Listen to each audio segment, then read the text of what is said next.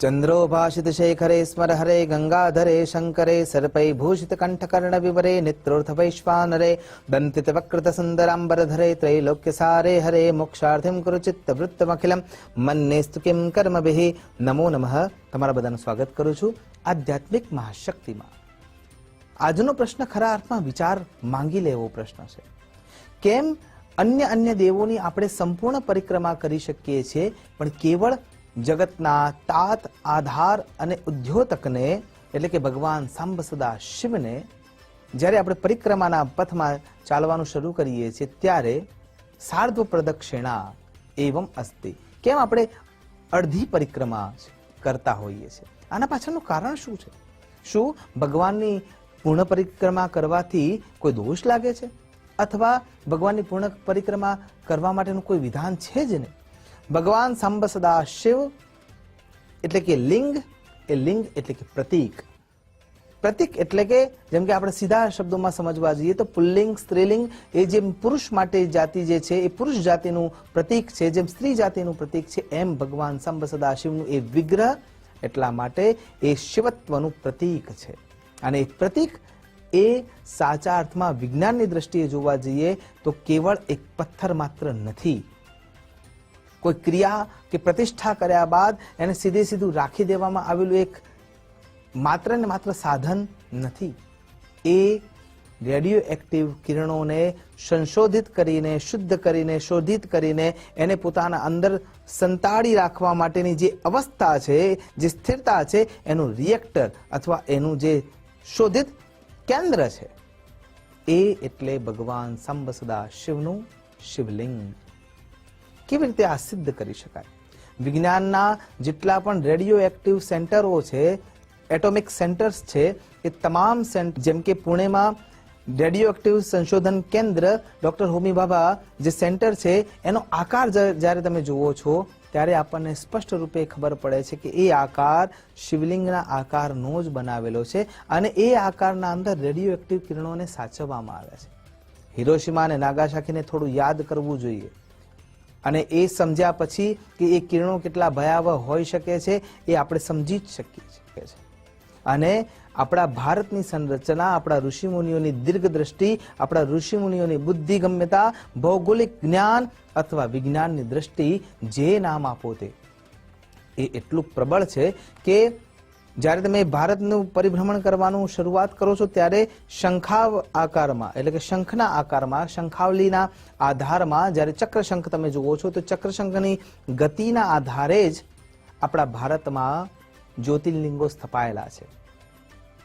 સૌથી પહેલા કેદારનાથથી શરૂઆત કરીએ તો રામેશ્વરમ સુધી અને રામેશ્વરમથી શરૂઆત કરીએ તો આ ગુજરાતના ક્ષેત્રમાં જે સોમનાથ દાદા બેઠા છે ત્યાંથી અને ત્યાંથી શરૂઆત કરીએ તો મધ્યના ભાગને અને જ્યારે એ આખા 12 જ્યોતિર્લિંગોનો આપણે સમૂહમાં માનક ચિત્ર બનાવીએ છીએ ત્યારે આપણને આ આકૃતિ જોવા મળે છે જે ચક્રાવર્તી શંખ પ્રમાણેની છે।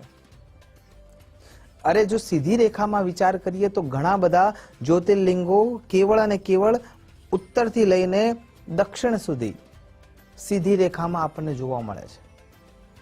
તો આ જે ક્રિયાઓ જોવા મળે છે એના પાછળનું જો કારણ વિચાર કરીએ તો પંચમહાભૂતોનું એકમાત્ર બેલેન્સ જે છે એ શિવલિંગ છે અને એટલા માટે આ જ્યોતિર્લિંગો તરીકે સ્થાપિત છે।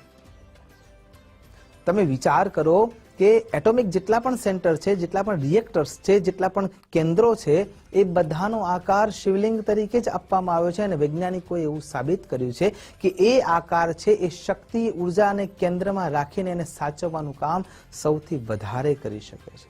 અને એટલા માટે જ્યાં જ્યાં શિવાલયો છે, જ્યાં જ્યાં સ્વયં પ્રગટ થયેલા શિવલિંગો છે ત્યાં ત્યાં એ રેડિયો એક્ટિવ કિરણો સચવાઈને બેઠા છે અને એ સેન્ટરોમાં પણ પાણી દ્વારા એ જગ્યાને ડૂબાડી રાખવામાં આવે છે કે જેથી કરીને એ કિરણો સચવાઈ શકે। અરે જ્યારે જે પ્રમાણે આપણે ભગવાનના લિંગોને સ્થાપિત કર્યા છે તે જગ્યાએ સ્નિગ્ધ પદાર્થો દ્વારા જ અભિષેક કરવામાં આવે છે, જેમ કે દૂધ છે, દહીં છે, ઘી છે, મધ છે, માખણ છે, बिजली महादेव माखण द्वारा भगवान नो अभिषेक थाय छे अने ते एनाथी सचवाय छे। આવા અન્ય અન્ય તમામ તીર્થ સ્થાનો જે ભગવાન સાંબ સદા શિવના વિગ્રહ સાથે જોડાયેલા છે, ત્યાં તમામ પ્રકારના સ્નિગ્ધ પદાર્થો એમને અર્પણ કરીને એ કિરણોને આપણે બેલેન્સ કરવાનું કામ કરીએ છીએ.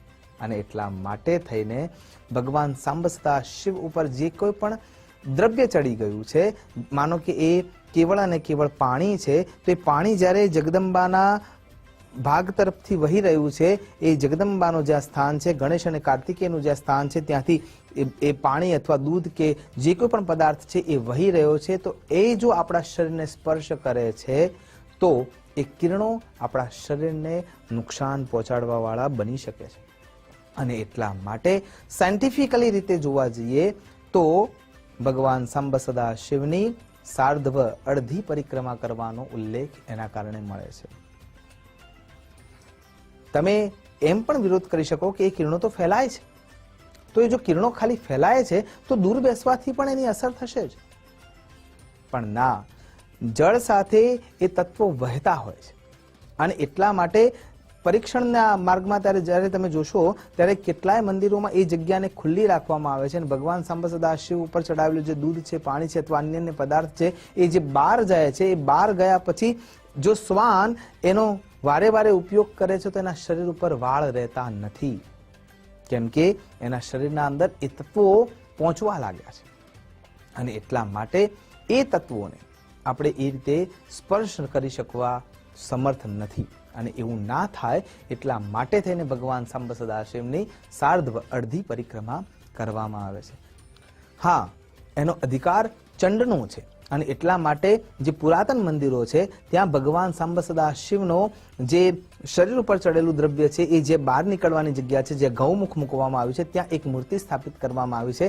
અને એ મૂર્તિ એમાંથી સીધું નીકળતું દ્રવ્ય છે પોતાના અંદર રાખીને જે જમીનના અંદર ભૂગર્ભ સુધીનો જે આપણે કૂવો બનાવી રાખ્યો છે એના અંદર એ દ્રવ્ય જતું હોય છે. એટલા માટે ત્યાં કેવળ અને કેવળ ચંડનો જ અધિકાર લાગે છે, અન્ય કોઈ વ્યક્તિઓનો નહીં.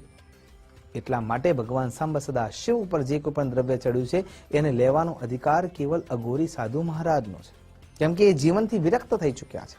અને એટલા માટે એના ઉપર એમનો અધિકાર છે.